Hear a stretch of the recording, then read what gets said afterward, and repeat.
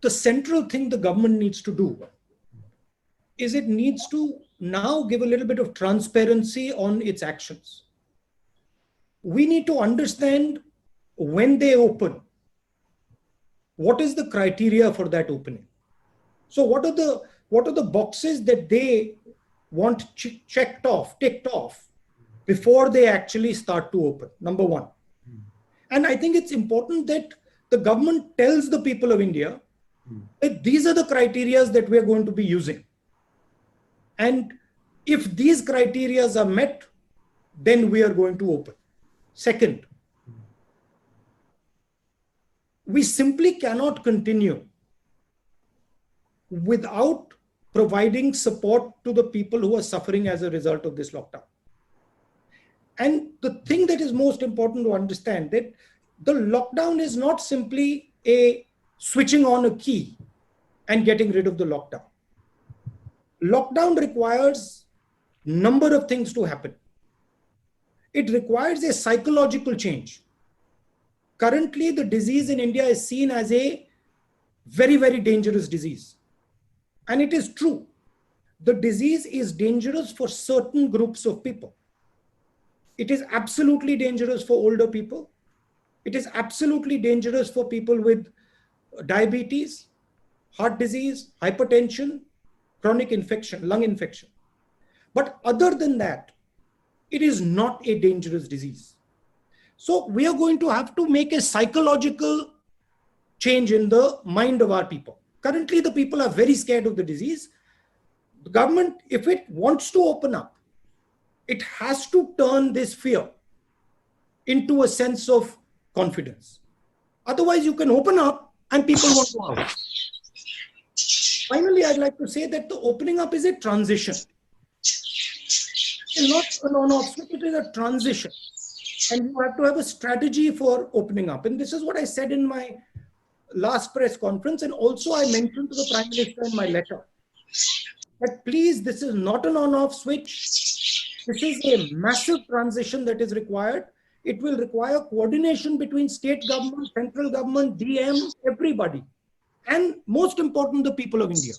So that is the challenge in front of the government now. And let me tell you, it's not a trivial thing. It is a serious challenge. And I would request the government that they view state governments as partners. They view district magistrates as their partners, and that they do not centralize the decision making. There are pushes and pulls with regards to the migrant labor. First broad thing that we are saying is take the idea of Nyay and start putting money directly into 50% of India's poor households. Just without thinking of it, just start doing that. It's not going to cost so much. 65,000 crores is what it's going to cost.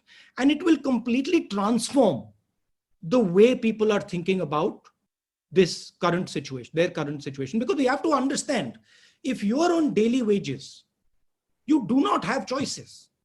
You simply do not have a choice. So we have to give them a choice. That's point number one. Point number two is the transfer of migrants. I'm not an expert on this. So I'm not going to sit and opine what I think about trains. But what I do think is that a conversation between states has to happen. And these decisions have to be made with empathy towards migrants, with thinking about their rights, so not crushing their rights, but they have to happen between states, and the center has to oversee them. The pain has to be reduced, absolutely. So you're saying the minimum income right away, Mr. Gandhi? Am I correct? I'm saying that we are in an emergency. We require absolutely the idea of Nike. Call it whatever you want. Call it something else. Call it Pradhan Mantri Yojana, whatever you want to do. But the idea of injecting immediately 7,500 rupees directly into 50% of Indian households is critical, and it's not such a big price. Second, the idea that we can simply let our job creators drown. This is not feasible. We have to protect them.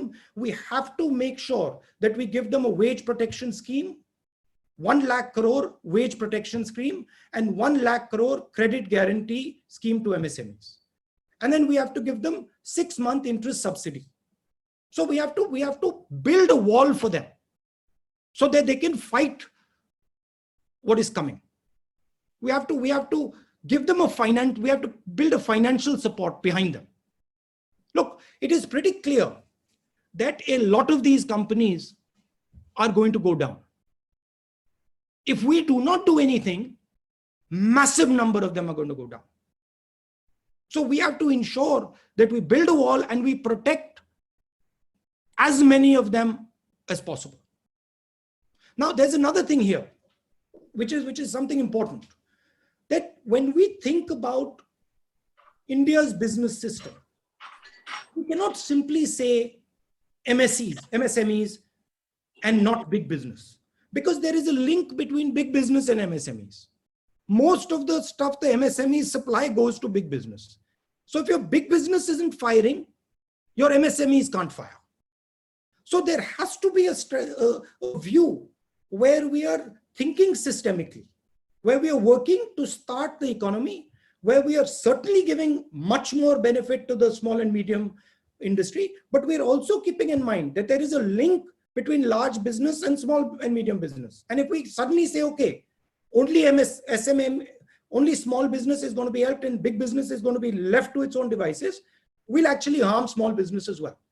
Thing to understand in this current situation is everything is connected. And if you want to start the engine, you cannot think of starting just one part of the engine. You've got to start the whole engine. That is why creating demand, putting money into the system, putting money into poor people's hands, helping small and medium businesses, making sure you're protecting some of the larger players. These are all things that are interlinked if you want to start the economy. देखिए prime minister की style है और वो उसकी जगह है, वो उनका तरीका है, उनका स्टाइल है, मगर ऐसी घटना में मुझे एक स्ट्रॉन्ग लीडर के बजाय बहुत सारे स्ट्रॉन्ग चीफ मिनिस्टर, एक स्ट्रॉन्ग प्राइम मिनिस्टर और बहुत सारे स्ट्रॉन्ग डीएम्स, बहुत सारे स्ट्रॉन्ग कलेक्टर्स चाहिए. मुझे चाहिए कि हम बीमारी को लोकल लेवल पे ही निपटा दें. हर लेवल पे बीमारी के सामने एक स्ट्रॉन्ग हिंदुस्तानी लीडर खड़ा हो, चाहे वो डीएम हो, चाहे वो किसान हो. मगर मैं उनकी स्टाइल है, वो अलग है, वो ठीक है. मैं आपको छोटा सा उदाहरण देता हूं. ये जो जोन्स बने हैं, रेड, ऑरेंज, ग्रीन, ये नेशनल लेवल से बने हैं. ये जोन्स स्टेट लेवल पे बनने चाहिए. हमारे स्टेट के चीफ मिनिस्टर्स हमें कह रहे हैं कि नेशनल लेवल पे जो रेड जोन है वो एक्चुअली ग्रीन जोन है और जो ग्रीन जोन है वो एक्चुअली रेड जोन है. तो इंफॉर्मेशन स्टेट लेवल लीडर्स के पास है. तो जरूरी है कि जो हमारे जोन्स बन रहे हैं, छोटा सा उदाहरण दिया है, जो हमारे जोन्स बन रहे हैं वो एक्चुअली डीएम और चीफ मिनिस्टर के बेसिस पे बनने चाहिए. डीएम के पास इंफॉर्मेशन है, चीफ मिनिस्टर के पास इंफॉर्मेशन है. दिल्ली में ये इंफॉर्मेशन नहीं है. छोटा सा उदाहरण दिया. तो हिंदुस्तान सॉल्यूशन निकाल सकता है. अगर इस लड़ाई को हम पीएमओ में रखेंगे तो लड़ाई हारी जाएगी. तो प्राइम मिनिस्टर को पावर डिवॉल्व करना पड़ेगा. प्राइम मिनिस्टर को चीफ मिनिस्टर्स पर भरोसा करना पड़ेगा और चीफ मिनिस्टर्स को डीएम्स पर भरोसा करना ही पड़ेगा. और अगर हमने सेंट्रलाइज किया तो फिर कैलामिटी होने वाली है. मगर मैं आपको एक और बात बताना चाहता हूं जो मैंने पहले बोली. देखिए, लॉकडाउन ने सिर्फ हिंदुस्तान की नहीं, पूरी दुनिया की साइकोलॉजी बदल दी है. जी. लॉकडाउन से पहले कोविड डेडली डिजीज नहीं थी. लॉकडाउन के बाद लोगों के दिमाग में कोविड डेडली डिजीज हो गई है.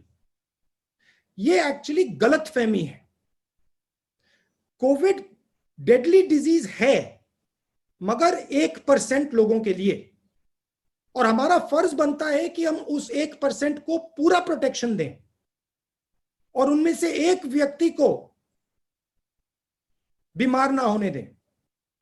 मगर हमारा यह भी फर्ज बनता है कि देश की जनता को बताना और समझाना कि 99% लोगों के लिए ये फेटल बीमारी नहीं है।